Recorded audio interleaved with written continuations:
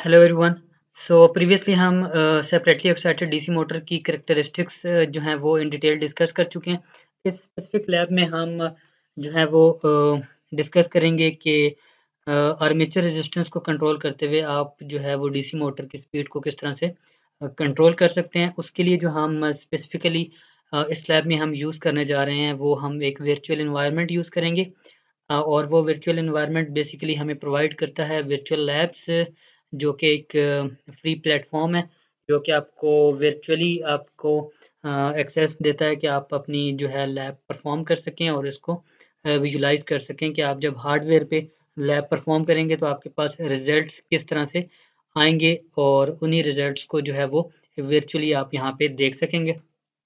तो आज हम basically speed control of a DC motor with the help of armature resistance control जो है वो पढ़ने जा रहे हैं। ठीक है, तो थ्योरी पार्ट में अगर हम पहले जाएं, थ्योरी पार्ट में जैसे कि मैंने आपको सेपरेटली एक्साइटेड डीसी मोटर में बताया था कि जब भी आप कैरेक्टरिस्टिक्स ड्रॉ करते हैं, ठीक है, जब आप कैरेक्टरिस्टिक्स ड्रॉ करते हैं तो आपके पास दो वेरिएबल होते हैं जिनके बीच में आप कैरेक्टरिस्टिक्स का रिलेशन बनाते हैं। ठीक है, और उसके लिए आप एक रिलेशन यूज़ करते हैं। उस रिलेशन में आप जो है दोनों वेरिएबल आपके जो है वो होना लाजमी है। ठीक है, तो जब आपके पास दोनों वेरिएबल्स एक इक्वेशन में आ जाते हैं तो उससे आप जो है दोनों वेरिएबल्स का आपस में जो रिलेशन बन रहा होता है, ठीक है, या आपस में जो कैरेक्टरिस्टिक्स बन रही होती हैं वो आप जो है वो कंक्लूड कर लेते हैं। ठीक है, तो अगर हम इस स्पेसिफिक टॉपिक में देखें कि speed control of a DC motor by armature resistance control, तो मतलब ये कि हमें एक वेरिएबल हमारा है स्पीड कंट्रोल, जो कि आपके पास मतलब स्पीड आ गई, और दूसरा आपके पास जो वेरिएबल है वो है आर्मेचर रेजिस्टेंस। मतलब कि जो हमें कैरेक्टरिस्टिक्स ड्रॉ करनी है उसमें हमें स्पीड और आर्मेचर रेजिस्टेंस चाहिए। ठीक है, तो जब आपके पास आर्मेचर रेजिस्टेंस और आपको स्पीड चाहिए, ठीक है, तो कोई एक ऐसा रिलेशन होना चाहिए जिसमें एक ऐसी इक्वेशन होनी चाहिए जिसमें ये दोनों वेरिएबल्स होना लाजमी है। ठीक है, तो अगर आपके पास ये जैसे रिलेशन यहाँ पे इंट्रोड्यूस करवाया गया है, तो इसमें आप देखें कि यहाँ पे जो n है वो है स्पीड, तो हमें स्पीड एक वेरिएबल चाहिए, तो स्पीड तो हमें मिल गया, तो ये आपके पास स्पीड आ गया। तो अब हमने ये देखना है कि क्या इसी इक्वेशन में आर्मेचर रेजिस्टेंस है।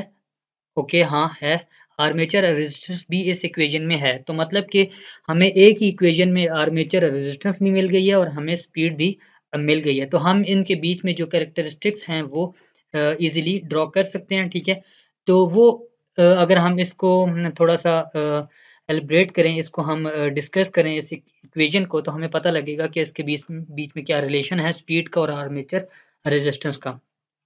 तो अगर आप देखें कि जो स्पीड है वो is equal to V minus I A R A divided by K into flux, के और जो आपके पास फाई है ये तो कांस्टेंट है, जबकि आपके पास ये जो आई, अगर आपके पास ये जो आर्मेचर रेजिस्टेंस है आर ए, अगर आप ठीक है इसको बढ़ाएंगे तो आपके पास करंट जो है वो भी बढ़ेगा, तो ये आई ए और आर ए की वैल्यू जो है वो अल्टीमेटली बढ़ जाएगी। जब ये वैल्यू बढ़ जाएगी तो V minus I A R A की वैल्यू जो है वो अल्टीमेटली रिड्यूस हो जाएगी। ठीक है, तो मतलब कि जब आप आर्मेचर रेजिस्टेंस बढ़ाते हैं तो आपका जो आई ए है, मतलब कि जो आर्मेचर करंट है वो भी बढ़ जाता है, और उसकी वजह से ये जो ओवरऑल ये जो फैक्टर है ये कम हो जाता है। ठीक है, तो मतलब कि आर्मेचर करंट के बढ़ने से आपकी जो स्पीड है वो क्या हो जाती है, कम हो जाती है, क्योंकि ये जो आपके पास v minus I A R A है, ये अल्टीमेटली ये जो फैक्टर है ये रिड्यूस हो जाता है, इस वजह से आपके जो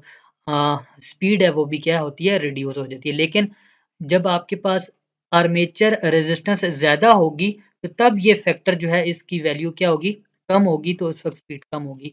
ठीक है, तो मतलब कि ये आपका क्या होगा, क्या रिलेशन बता रहा है कि जब आपके पास आर्मेचर रेजिस्टेंस ज़्यादा होगी तो आपके पास जो स्पीड है वो कम होगी। ठीक है, क्यों स्पीड कम होगी, क्योंकि आर्मेचर रेजिस्टेंस के ज़्यादा होने से आर्मेचर करंट भी ज़्यादा हो जाएगा। जब आर्मेचर करंट ज़्यादा होगा तो आप जब v में से उस वैल्यू को माइनस करोगे तो वो अल्टीमेटली जो वैल्यू आएगी वो कम होगी, तो उस अल्टीमेट वैल्यूज के कम होने की वजह से जो स्पीड है वो भी कम होगी। ठीक है, तो इसी रिलेशन को हमने जो है वो अपना सिमुलेशन में जो है वो प्रूफ करना है और इसको हमने देखना है कि क्या सिमुलेशन रिजल्ट्स भी ऐसे ही आ रहे हैं या नहीं आ रहे, ठीक है। तो उसके लिए हम सबसे पहले चले जाते हैं प्रोसीजर में, ठीक है। तो प्रोसीजर में हमें ये कुछ कनेक्शंस के बारे में बता रहा है कि आपने जो है ये कनेक्शंस करने हैं और उस कनेक्शंस को करने के बाद ही आप सिमुलेशन पार्ट पे जा सकते हैं, ठीक है। तो अगर हम सिमुलेशन पार्ट को देखें तो ये आपके पास आ गया सिमुलेशन पार्ट।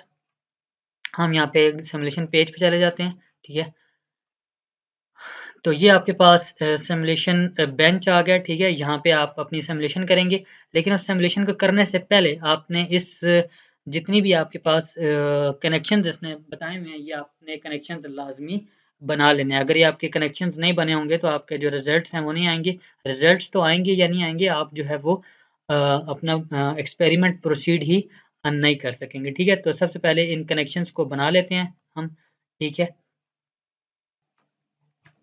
हाँ, ओके स्टूडेंट्स, ये कनेक्शंस जैसे कहा गया था हमें वैसे मैंने कनेक्शंस बना लिए हैं। तो अब हम इस एमसीबी को ऑन करेंगे, लेकिन इस एमसीबी को ऑन करने से पहले यहाँ पे हम चेक कर लेते हैं कि हम जो कनेक्शंस बनाए हैं वो ठीक हैं या नहीं। तो यहाँ पे हमारे पास करेक्ट कनेक्शंस हैं, ठीक है। तो यहाँ पे अब हम इसको ओके कर देंगे, ओके। अभी हमने जो देखा था यहाँ पे हमारे पास स्पीड और जो आपके पास आर्मेचर रेजिस्टेंस था कि उसमें हमारे पास क्या रिलेशन आ रहा था, उसको अब हम सिमुलेशन में वेरीफाई करेंगे कि ये हमारे पास वाकई ऐसा जो है वो आ रहा है या नहीं है। तो इसके लिए हम इसको ऑन कर देते हैं। तो ये हमने ऑन कर दिया।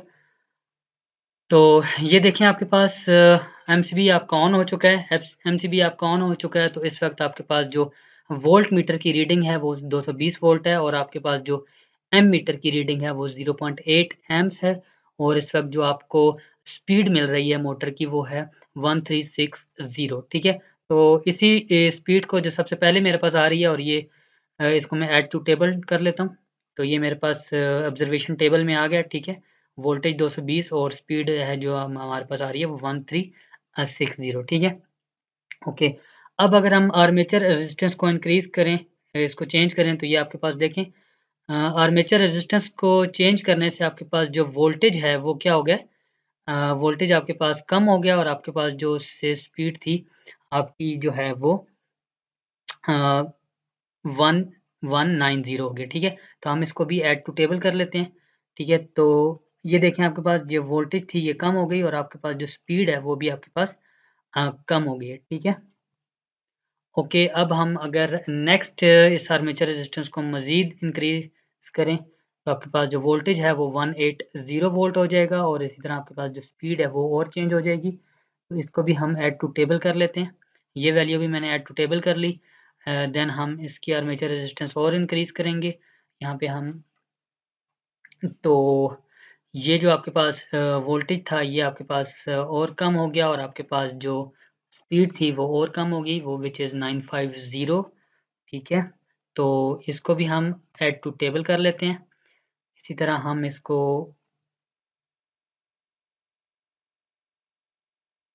और किया हमने तो ये 120 वोल्ट हो गए और ये हमारे पास 690 आ गए। तो इसे भी हम ऐड टू टेबल कर लेते हैं। तो अभी हमारे पास वैल्यूज़ हो गई हैं 5। एक और वैल्यू हम ले लेते हैं। तो अगर हम इसको और बढ़ाएं तो ये हो जाएगा 100 वोल्ट पे और आपके पास जो करंट 0.8 ही है, लेकिन आपके पास जो स्पीड है वो 580 है, ठीक है। तो इसको भी अगर हम अब ऐड टू टेबल कर लें तो ये आपके पास इस तरह से जो है वो 6 वैल्यूज़ बन जाएंगी, ठीक है। 6 वैल्यूज़ बन जाएंगी। तो इस वैल्यूज़ को इन वैल्यूज़ को अब हम क्या कर सकते हैं, प्लॉट कर सकते हैं, ठीक है। तो अगर हम इसको अब सिंपली हम यहाँ पे लिख दें कि इसको प्लॉट, तो ये हमें यहाँ पे वोल्टेज और स्पीड का रिलेशन बता देगा कि जब आप वोल्टेज इंक्रीज करेंगे तो आपके पास जो स्पीड है वो भी इंक्रीज करेगी और वाइस वर्सा अगर आप वोल्टेज डिक्रीज करेंगे तो आपके पास स्पीड भी डिक्रीज होगी, ठीक है। तो यही अभी हमने यहाँ पे थ्योरेटिकल जो रिलेशन आ रहा था उसमें भी हमने यही पढ़ा था कि जो आपके पास वोल्टेज और स्पीड का आपस में जो रिलेशन है वो क्या आ रहा है कि जब आप स्पीड आप कम कर रहे हैं तो आपके पास वोल्टेज भी क्या हो रही है, कम हो रही है, ठीक है। तो यही रिलेशन अभी हमने पढ़ा और ये इसी को हमने अभी यहाँ पे सेटिस्फाई कर लिया। यहाँ पे अब आप इसको प्रिंट आउट कर सकते हैं। तो this is what speed control of a DC motor by armature resistance control, ठीक है। चले सो कि आपको ये समझ आया होगा। Thank you so much. अल्लाह हाफ़िज़।